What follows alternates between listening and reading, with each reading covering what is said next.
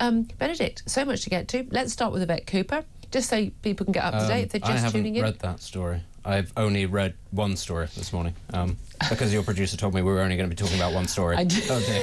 Yes, talking about politics, I'm really worried. I give a list of stories to whoever's joining me in the studio every day, just to give in you an case. FYI. Just about, these are things we're interested in today if you want to hone up on these stories. And one of them is Jennifer Lopez and Ben Affleck divorcing with no prenup. And I did say, I think I want to do all 3 hours on that. I want to see if Benedict can. I was like, no, if there's a revolution of Azerbaijan, and I just turn to you, you will talk about the president of Azerbaijan like you know him. You are so knowledgeable about so many different things. Probably was. I want to know if you can do what Benifer. If you can do Benifer. Yes. We'll get to that. They're getting divorced for a second time. What on earth is this? They don't have a prenup. They met on the on set of Giggly, we're not at this story which I've not watched and never will. No one did, I don't think. Let's talk about Yvette Cooper. Let's get back to Yvette Cooper. Well, Yvette Cooper's she's still with what's his name? They've not got divorced yet. The other guy. Ed Balls. Yeah. What are they called? How could you put their name together? I don't know. Is it wise to try and make Yvette Booper? I don't know. Alls. No. Shall we try and do a show? Yvette Cooper and Edvet has been suggested in my ear. I like Edvet. Right, so Edvet, who are not getting divorced and didn't have a prenup, I'm sure as well. Can we be serious for a bit? This is serious stuff. Yvette Cooper has pledged to detain more illegal migrants and carry out a record number of deportations. The new Home Secretary is going to expand immigration detention centres. I thought they were opposed to immigration detention centres last time I looked, but apparently not. They're going to have nearly 300 extra places at two immigration removal centres near airports. I mean, they were opposed to all this, and I'm not sure 300 extra places, unless you've got another 300 coming in every day and they're being put on flights. I'm not sure an extra 300 is really going to pass muster with the British public. But it's a plan to remove more than 14,500 illegal migrants in the next 6 months. That's a higher rate than when Theresa May was Prime Minister in 2018. However, 2018 was basically the low point in 20 years of deportation. So it's not really a very high bar. It's about 50% more than we have been sending back. And that's sending back people who we're not paying to go back. Which we bizarrely do, but which people are actually being forced to be removed. OK, first, so I'm asking what your reaction is, or audience. Benedict Spence, first, do you think this is a good thing? And second, do you think it will actually be achieved? How many people were we going to send back to Rwanda? Can you remember how many that was going to be? I mean, it was going to be 3, let's be honest. Yeah, but how many was it slated that we'd actually paid for? 300? About 200? It was going to be about 300. Yeah. I mean, they talked about thousands long term, but it was never going to be But I thought that 300 wasn't going to be a deterrent. I thought it wasn't enough, and yet here we are talking about a suspiciously similar figure. No, that's just the places and detention centres. But let's be clear. These are going to be people who are held there long term. This is not going to be a quick turnaround of deportations at all, because the issue is, and this is why we can talk about it being a very good start, and it's a start, I suppose. But the problem is there are hundreds of thousands of people who have no right to be in this country. Hundreds of thousands. This isn't going to scratch the surface, as you say, but the problem isn't... The Tories were terrified of doing this because they said, what Labour will do is, if we build actual detention centres of the scale that we require, they will say fascism is in Britain because they're building camps for foreign people. That's exactly what they'll they call them think concentration camps. That's exactly what they'd do. The Guardian would liken it to 1940s and all that sort of nonsense. The Labour Party then can't do the same thing because everybody would go, well, hang on, why isn't this the same thing? And also the Labour Party doesn't actually want to deport lots of these people. We're hearing a lot about the processing backlog. You already hear that being dredged up. We all know what that means. That means applications being rubber-stamped, waved on through and being, cart yourself on in, even the refugee groups, they expect something around 100,000, around 70,000 plus will be given leave to stay. Yeah, they will. Because we can't send them back. Well, we can send them back. Most countries can and do because they ignore the international conventions to which they've signed up. They do. However, it depends where people come. No, but it depends where people come from, isn't it? One of the big issues is that we change where people come from. And if a lot of people are coming from countries like Iraq and Afghanistan and Iran, it's really hard to send them back. Iraq is fine. I'm sorry, most countries actually send people back to Iraq. Iran is also fine. Most countries have diplomatic relations with Iran. Afghanistan is an unusual set of circumstances. But let's also be clear here. We have a duty to a lot of people already from Afghanistan coming over who served in the armed forces, etc. Or who are not here. That does not mean, actually, that most... Yeah, that's the thing. Most of those people are not here. They're in Pakistan. because they've done things by the book. The people who are coming here illegally, and actually you can send them back to a country like Pakistan, because what Pakistan does is it then sends them back over the border, because it's not going to shoot down a plane full of people, largely of its own citizens as well. It's not going to do that. It's not going to deny them entry, but it will do the job of just putting them straight over the border, because they don't want them either, because they recognise the problems that a lot of those people create. As I say, we have a duty to a lot of people from Afghanistan. We do not have a duty to all people from Afghanistan. We need to be very clear on this. Sudan is perhaps another example where it's very difficult. However, other countries in the region also have facilities for looking after people from there. So as much as it's very difficult to get to grips with some of these countries because they are not in good situations, there are ways around this. We do not have I mean, Denmark is able to send people back to Syria. It doesn't even have diplomatic relations with the government of Syria, but there are safe parts of Syria. The argument from the left, the argument from, from Labour until this point, and again, I think will be within Labour ranks a lot of consternation about this, is that, we have a duty of care. We've got a refugee system. These people are living in hellholes and they want to escape. They may be being persecuted specifically because of their views or standing up to the regimes, and therefore they want, or of course, gay. That's the other one that everyone now claims to be, and therefore trans, whatever. And then they come to this country, and we have a duty of care. Why should the countries on the borders of these nations, why should they have to take the burden? I mean, I would say other than, well, because, that's the way the cookie crumbled, would be my answer. But often because actually people would rather, if they're genuine refugees and they're not economic migrants, they want to stay close to their countries in cultures that are similar because they harbour hopes of one day going back. Yeah. That's why most Somali refugees are actually in Kenya. Most Ukrainian refugees are in Poland. Exactly. There are actual benefits to staying vaguely close, especially also if you have relatives still trapped there or fighting in those countries. You don't want to be halfway across the world in case something happens. But also you don't want to be in a situation where maybe the regime that you fled falls and you aren't in place to make the most of that situation, and it's the other lot who end up taking all of your property. Do you think there is a chance in hell that Yvette Cooper is going to achieve? I mean, she may well be able to detain more illegal migrants. I mean, you can easily detain more illegal migrants if you just have the will, can't you? Yeah. But carry out a record of deportations. Or are we going to have exactly the same as we've had in recent years, all of these human rights challenges? And again, the interpretation of the law by lawyers and by judges and the tribunals has been different. The law didn't change. Yes. Interpretation changed. So people say, oh, it's because of Brexit. It's nothing absolutely nothing to do with Brexit whatsoever. Well, that you should always, I tend to find a really good rule in life is to ignore people who bring everything back to Brexit, because people are insane on that issue. It's like Israel-Palestine. It turns rational people irrational overnight. This is the thing. The law hasn't changed, as you say. Under the Blair government, we deported 10 times as many people as we do today. It's simply about how you choose to interpret it. And the legal, people in the legal system, they are at fault for this. The government is also at fault for this. Let's be clear, a lot of the pressure groups, a lot of the charities who are running this operation, and they are running this operation, are funded by the government. Yes, actually, the government, the taxpayer, is the single largest donor to charitable organisations at the moment, and they have no business doing that, and they do it because they want to outsource the issue. They don't want to have to deal with it themselves. But we're paying taxes to fight the sort of legal cases against the organisations which we're also funding, and with legal aid to fight against. It's a big industry. Yeah, a lot of people make a lot of money out of this, and they shouldn't. Let's talk about industry. Let's talk about business leaders calling on Keir Starmer to abandon plans for this extension of union power.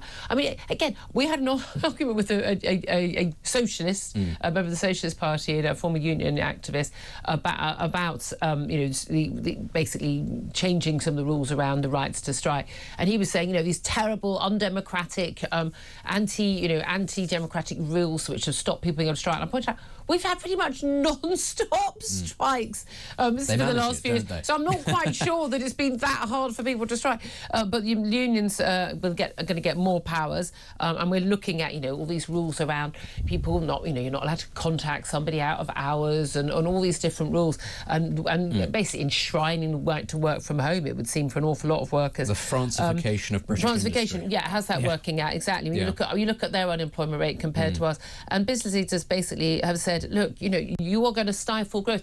And I know this from talking to small business owners, and they say, the cost of hiring someone, so it's like, say it's 25 grand salary someone's on, starter salary.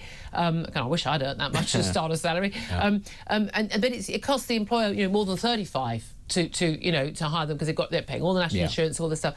But if you're going to give people workers' rights where but they're basically untouchable, unsackable, and they have workers' rights immediately, employers are just going to be more wary about taking people on because they know if they've got a dud, they're stuck with them, and it's going to cost them a fortune to get rid of them.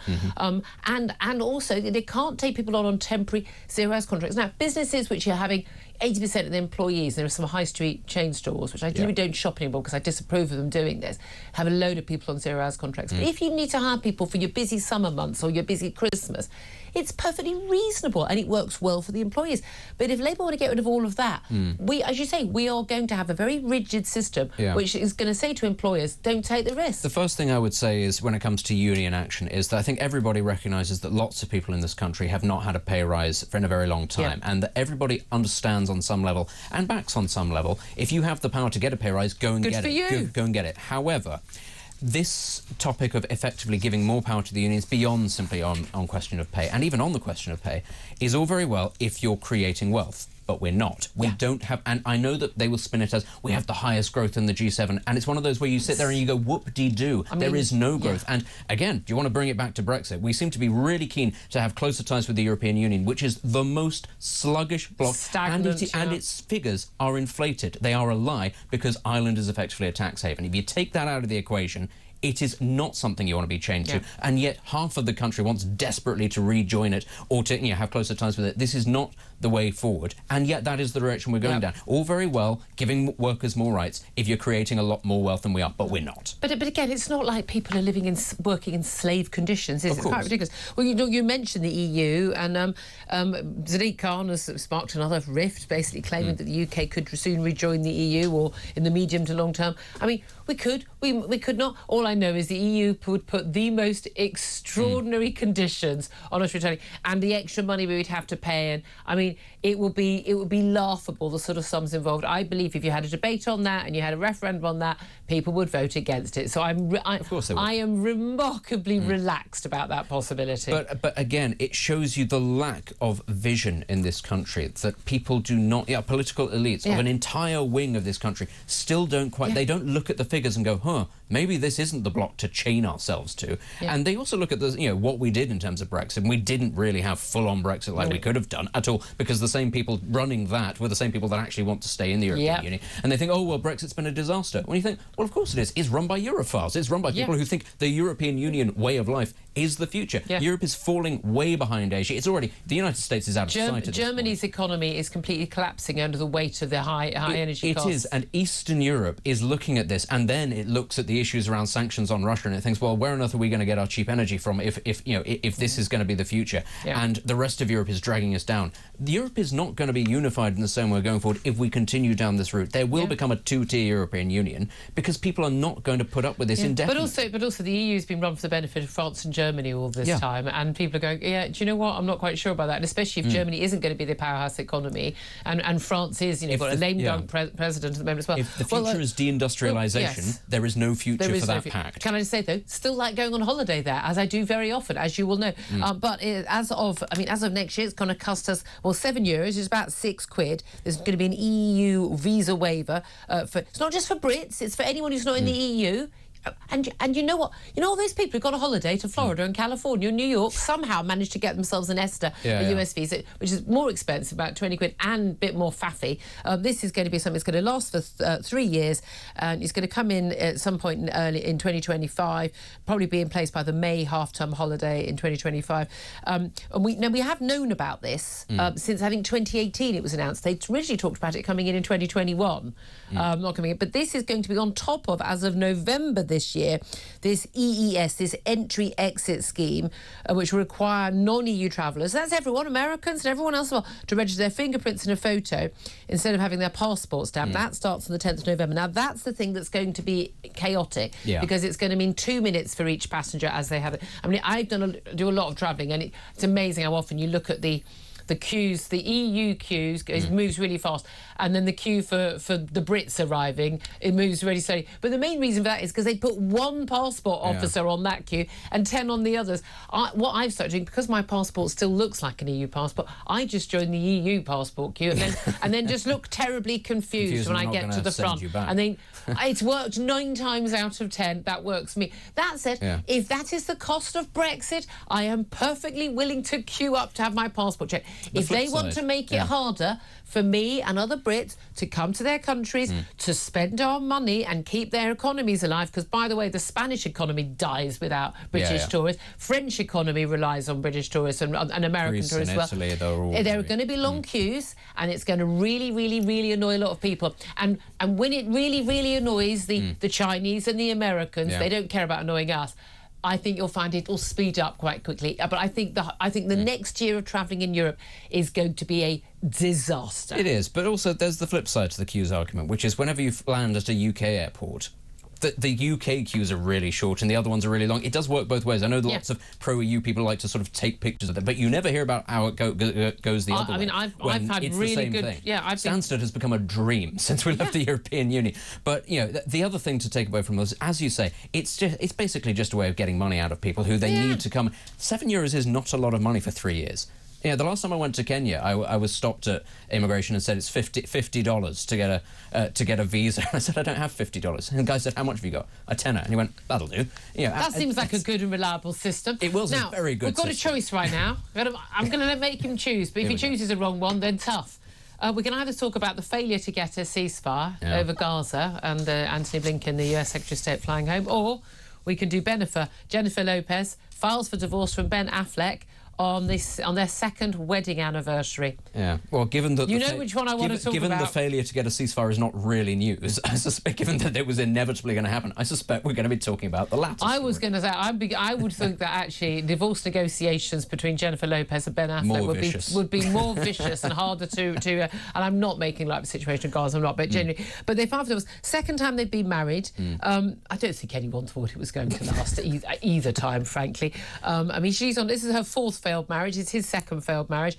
But amazingly, I mean, she's worth hundreds of millions of dollars. He's worth $150 million. No prenup. That's insane. Sorry, did you say it's his second failed marriage? His second. So she is she is the common... Oh, did they not get married the first time? No, they were engaged the first time. Because I was going to say, well, do you not there's the problem. I was going to say, there's the problem right there, because she's the correlation.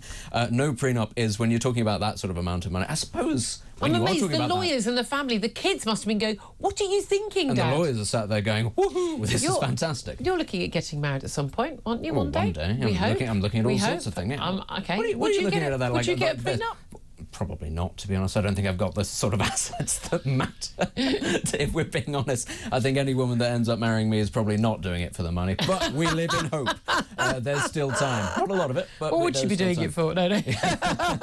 But for my I do think it's sad when couples. I'm a big believer. I'm incredibly happy and lucky to be happily married. I can't speak for my husband, obviously. But I do think it's sad. But you can imagine the friends and the family around these two people going, "It's never going to work. Why are you doing this? Why are you going to? Why are you going to this and putting everything out? Selling it to magazines and photos and big fluffy dresses.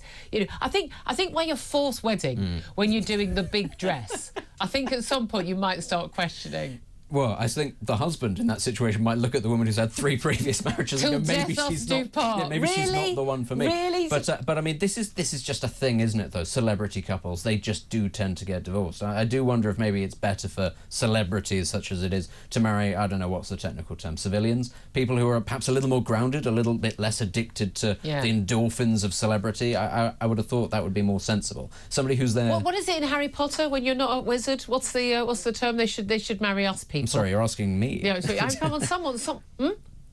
Muggles. Yes, they should marry Muggles like us. Oh yes, I'm sure that's the basis for a happy marriage, is to refer to your other half as a Muggle. I'm just saying. Right, they're shouting in my ear. We've got to stop talking about Bennifer. I don't know. It'll keep coming up. It'll keep coming up. 10:24 is the time.